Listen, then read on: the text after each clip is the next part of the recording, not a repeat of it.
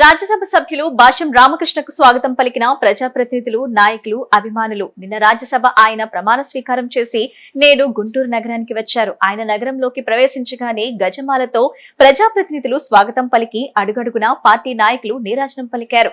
ట్రాక్టర్లు, బైక్లతో భారీ ర్యాలీ మధ్య రథంపై ఆయన ప్రజలకు అభివాదం చేస్తూ చంద్రమౌళి నగర్లోని భాష్యం క్యాంపస్ కు చేరారు. ఈ సందర్భంగా ఆయన మాట్లాడుతూ తనకు రాజ్యసభ సభ్యులుగా అవకాశం కల్పించిన ముఖ్యమంత్రి నారా చంద్రబాబు నాయుడు, మంత్రి నారా లోకేష్ కు ధన్యవాదాలు తెలిపారు. ప్రతి ఒక్క నాయకులను, కార్యకర్తలను కలుపుకొని ముందుకు పోతానని చెప్పారు. మన తెలుగుదేశం పార్టీ జాతీయ అధ్యక్షులు, మన ముఖ్యమంత్రి వర్యులు శ్రీ నారా చంద్రబాబు నాయుడు గారి ఆశీస్సులతో మా యువ నాయకులు నారా లోకేష్ గారి ప్రోత్సాహంతో నాకు రాజ్యసభ సీటు రావడం జరిగింది.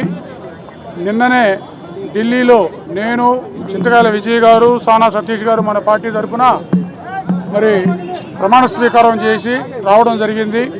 ఈ సందర్భంగా మాకు సహకరిస్తున్న మన ఎమ్మెల్యే బూర్ల రామాంజనేయులు గారు, మన భాష్యం ప్రవీణ్ గారు, నజీర్ గారు, మన గల్లా మాధవి గారు, వీళ్ళందరికీ కూడా నా నమస్కారం తెలియజేస్తున్నాను.